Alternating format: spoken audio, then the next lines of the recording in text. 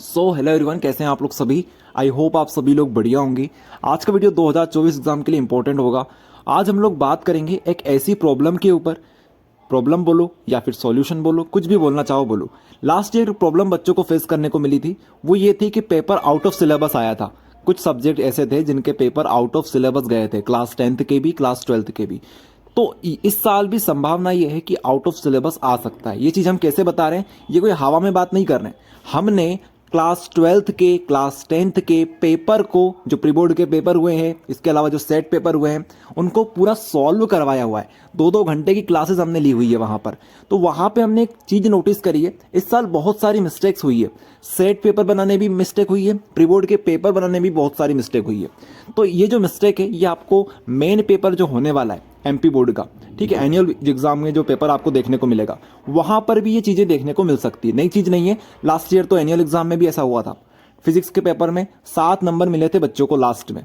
क्यों मिले थे? क्योंकि एक मिस्टेक हो गई थी एमपी बोर्ड से कि आउट ऑफ सिलेबस चीजें दे दी थी। इस साल भी बहुत सारी चीजें ऐसी है जो आउट ऑफ सिलेबस हमको देखने को मिली है प्री बोर्ड के पेपर में। तो देखिए, आउट ऑफ सिलेबस पेपर आ सकता है, कंफर्म है या नहीं है, आएगा नहीं आएगा इसका नहीं कह सकते, लेकिन हाँ ये चीज तो है कि आउट ऑफ सिलेबस आ सकता है। अब आउट ऑफ सिलेबस आता है तो इससे हमें फायदा है या नुकसान है, इसके ऊपर फटाफट आपको बता देते हैं।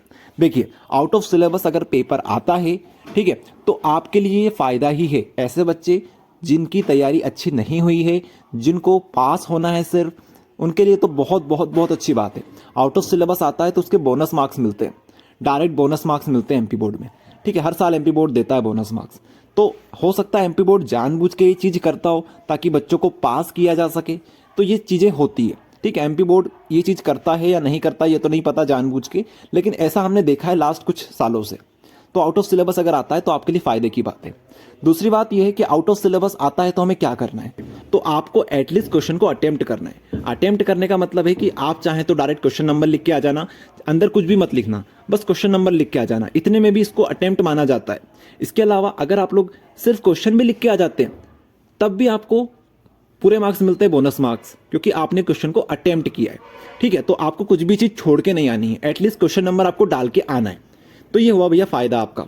तो बोनस मार्क्स आपको मिलते हैं एमपी बोर्ड में, लास्ट ईयर भी मिले थे, फिजिक्स में मिले थे, और क्लास 10th की अगर हम लोग बात करें तो सोशल साइंस में मिले थे। तो ये चीजें ओके। सो इस साल भी बोनस मार्क्स मिल सकते हैं अगर आउट ऑफ सिलेबस आता है तो, और चांसेस यही है कि कुछ ना कुछ चीजें तो आउट ऑफ सिलेबस आ सकती है। बाकी यार, हमारे चैनल के ऊपर हमने क्लास 10th के लिए, 12th के लिए, सब के लिए कुछ ना कुछ प्रिपेयर जरूर कर रखा है। आप लोग चेक करिए, सब होंगे। पास सीरीज हमने ला रखी है, अलग अलग कोर्सेज आपके लिए बना रखे हैं। तो अगर आपने अभी तक हमारे चैनल को एक्सप्लोर नहीं किया है तो बिल्कुल करिए। आप लोग मिलते हैं नेक्स्ट वीडियो में। Thank you everyone.